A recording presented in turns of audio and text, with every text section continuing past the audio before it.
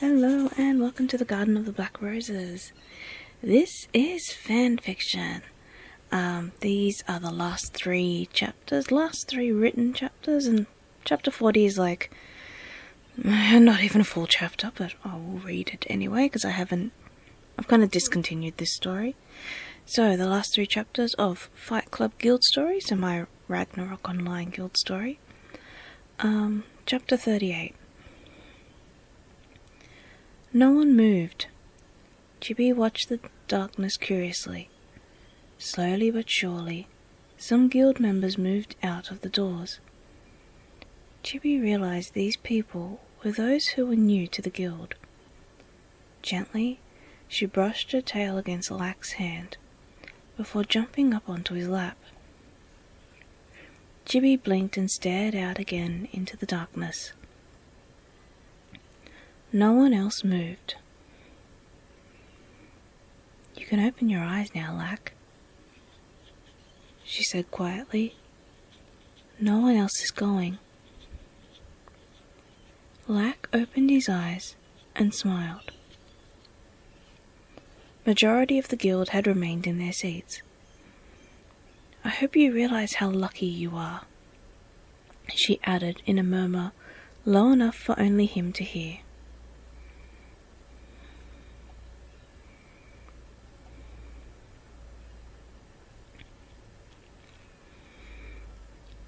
Chibi bounded down the steps towards the foyer.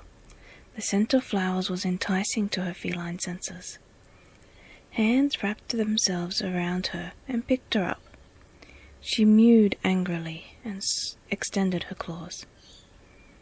"And just where do you think you're going?" Lak asked her. Chibi took a swipe at him.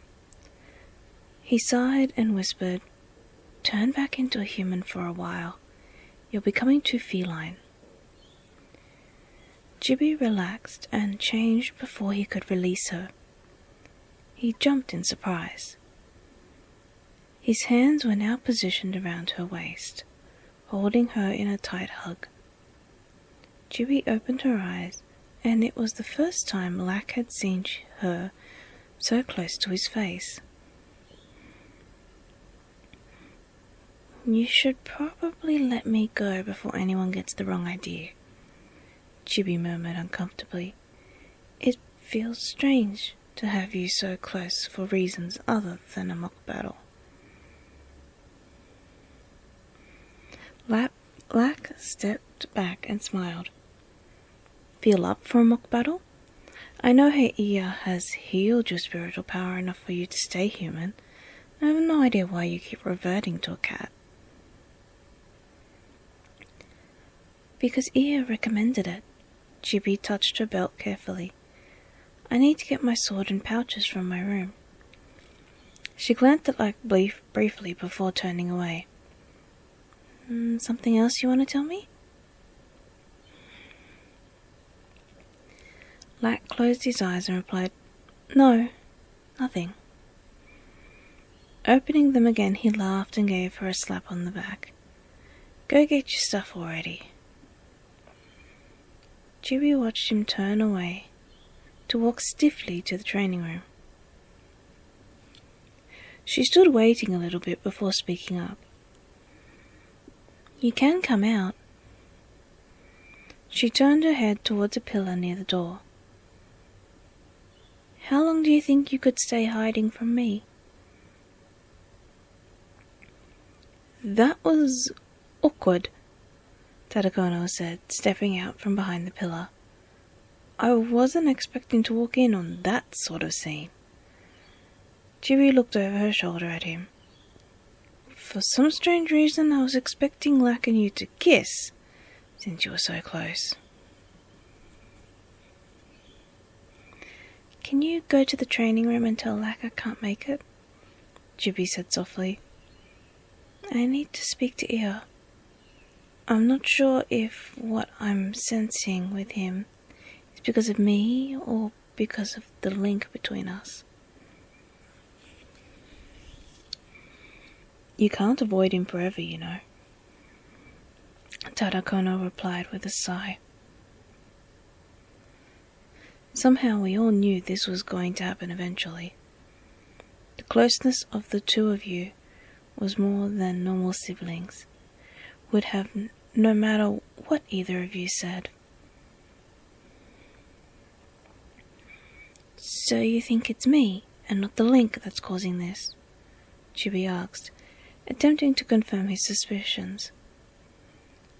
Her senses prickled, telling her that Lack had returned. "Because it feels incredibly awkward and I'm uneasy about even mentioning it to him."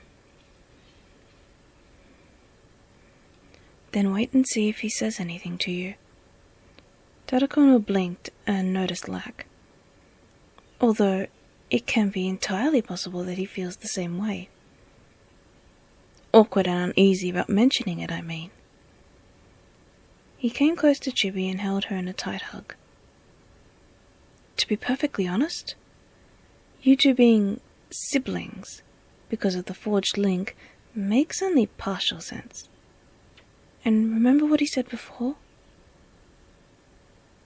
When I broke the guild the last time, and everyone went their separate ways, Chibi had married Mike. Why would he break the guild because you had married Mike?" Either way, Chibi stepped out of Tadakono's hold. "I'm going to have a talk with Ia to make sure it isn't our link that's causing this before I say anything to him. The last thing we both need is another heartbreak before a major battle."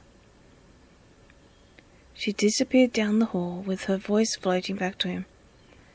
"At least if it isn't the link, I'll know why he's so overprotective of me as well." Tadakono turned to look at Lack and shrugged. "So she says." Lack's eyes narrowed and darkened. "Lack?" He shook his head and smiled. "It's all right. Feeling hungry? I know I am. Starving, in fact. Let's go get something to eat." He steered Tadakono towards the dining room before Tadakono could reply. "Everything's perfectly fine."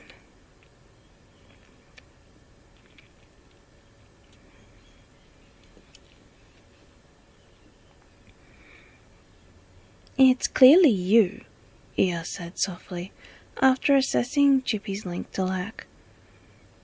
"All the link does is create a line of power between you and Lack. Nothing more. The idea of you both being siblings arose because you both are so close. The fact that the link made you both closer, so you both needed to draw a line. But now that everything's out in the open, both of you have opened yourselves to new possibilities, which has, in turn, caused your true feelings about each other to arise." Chibi leaned against the back of her chair and sighed.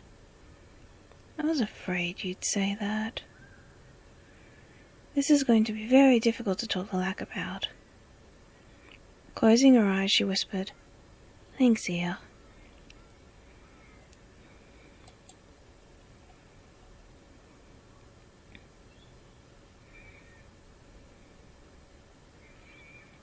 Chapter 39. Chibi sat on Lack's bed, leaning against the wall. Her entire body ached from their mock battle earlier in the training room. She watched him carefully as he changed his torn shirt to a cleaner one. She smiled slightly at the burn mark covering the back of his left shoulder. "What are you smiling at?" he asked curiously. He watched her reflection in the mirror. "Enjoying the view?" Chibi stuck her tongue out at him and laughed. "Then what?" "Enjoying the fact I managed to mark you, and yet you're acting like I haven't," Chibi replied, jumping up to poke the burn mark hard. Lack jumped in pain and spun to face her. "I was right.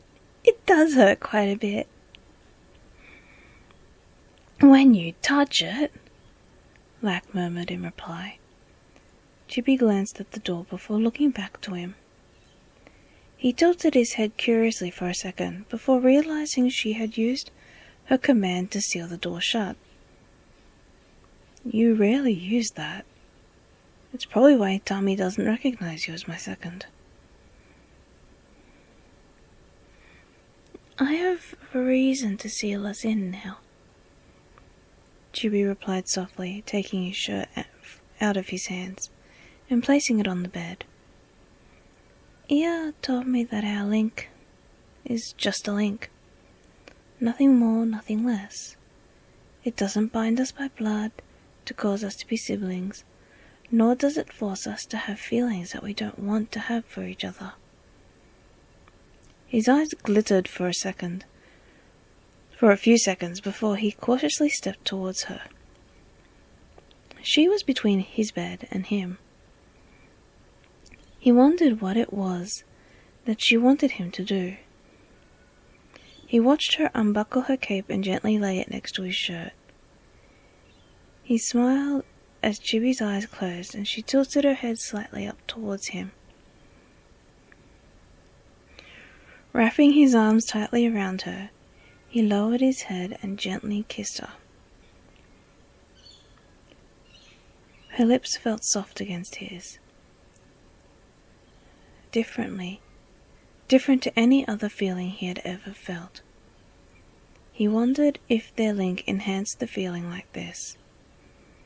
He stepped forward, leaning towards her, until she sat down on his bed to balance herself. Lack?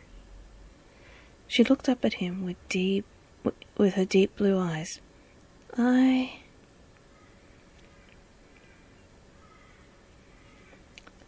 And there's a bit of a naughty scene.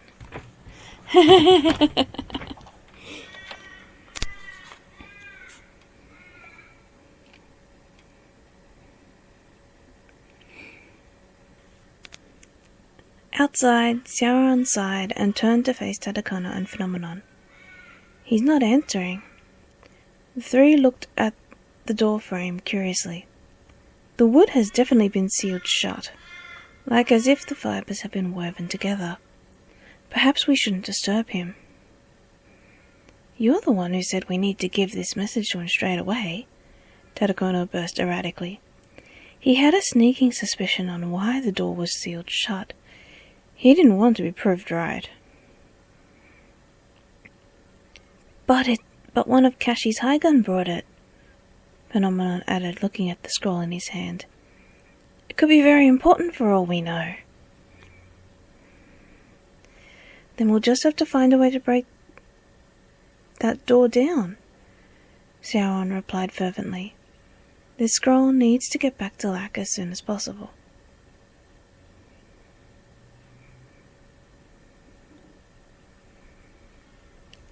And then there's more of a naughty scene as it flicks back to Lack and Chibi.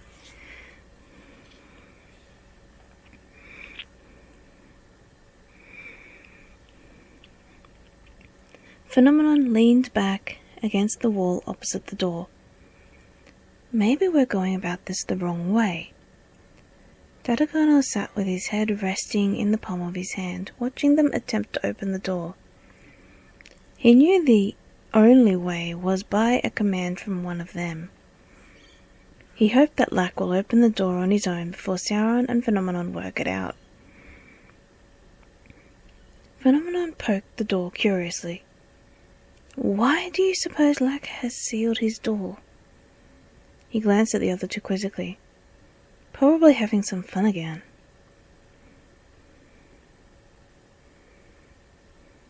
But with who? Phenomenon asked, half amused. Everyone who Lack would normally be having fun with is out training. His voice caught in his throat. He and Sharon stared at each other with wide eyes. Chibi? They said they're siblings, Tadakono interrupted unmercilessly. I doubt that they'd be getting in each other's pants. Tadakono closed his eyes.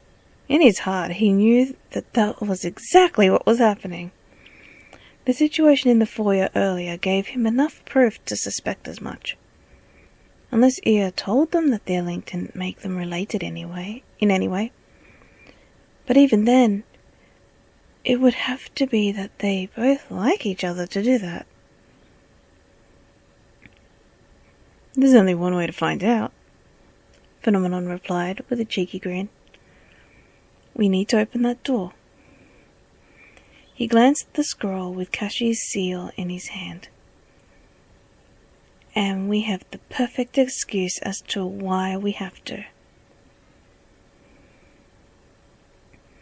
So then how was it that Lack and Chibi sealed doors? Sharon asked, looking at them. They placed their hand, then do something. He placed his hand on the door.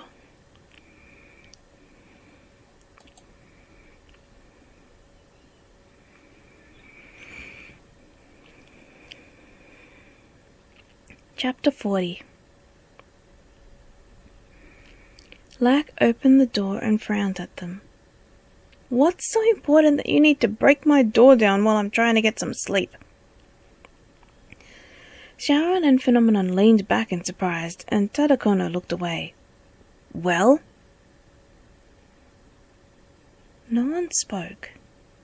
Tadakono looked down the hall and saw Chibi's black tail slip out of sight. Turning back to Lack, he said, One of Kashi's Haigun brought a scroll for you. We decided we should deliver it to you promptly, in case it's urgent. You could have given it to Chibi. Lack's voice broke slightly. If she hasn't gone to the Alchemist Society today, then she'd be around here somewhere. He caught Tadakono's eye and sighed. But I guess you couldn't find her? Breaking the seal, he opened the scroll. Just one word caught his eye. Contra. He scanned the scroll twice before rolling it back up. Run through the member list and give me a detailed analysis of everyone's fighting condition. Stepping out, he turned to close the door. I need to step out for a bit.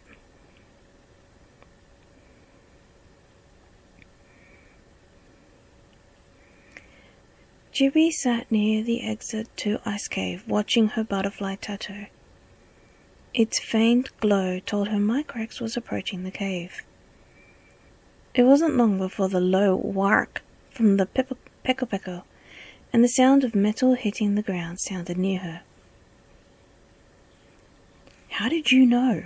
He asked her, watching her pull her glove back on. It's been a long time since I was released, but I thought you would come to release Kei-chan regardless of the consequences. I was actually hoping that Gemini or Kagura would come to me about their sister, Chibi replied. She stood and walked into the cave. Micrex tethered his peko and followed her with his entourage following a few paces behind. Lack wants Brotherhood to join the ranks who will fight against Contra. To do that, we need to release the two now. We just have to take a chance with defrosting them.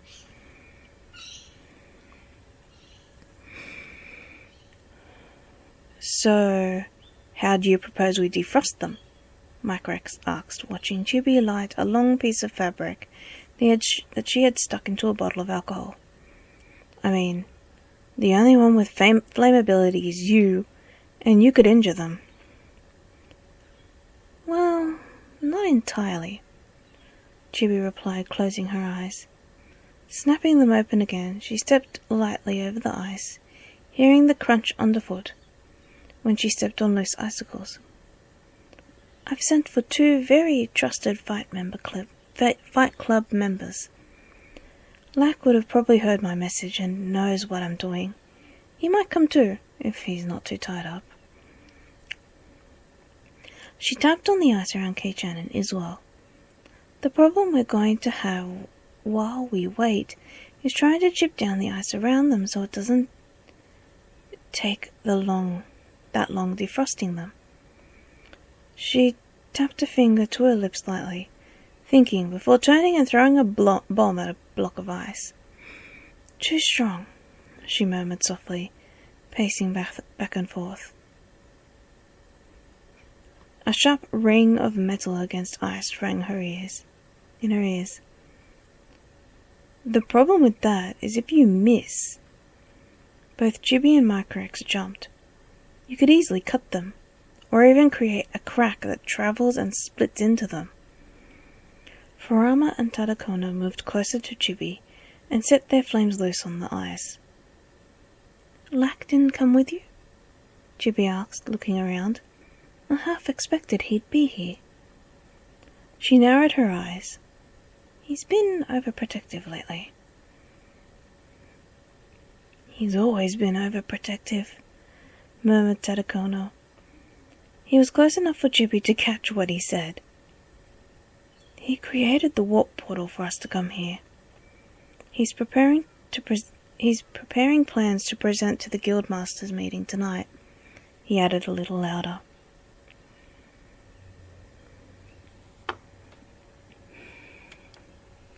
And that's it.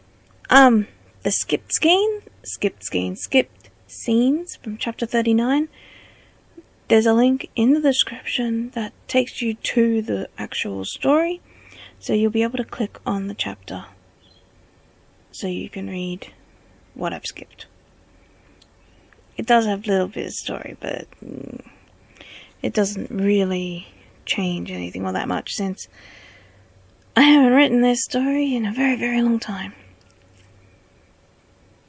I mean, I know I've written this long before that, but the OneNote document I've got here says 2010, so it's at least been 12 years.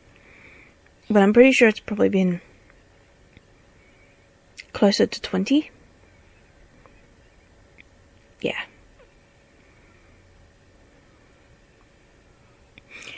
Anyway, make sure to like, comment, and subscribe. Let me know what you think. Let me know what other fan fiction stories you'd like me to write or continue. I've only got two stories that am not completing.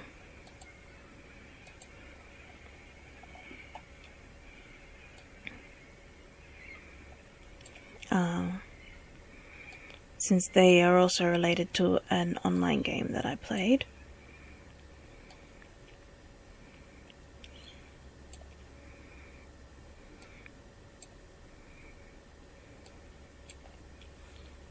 Yeah. And as always, let your imagination run wild. Bye for now.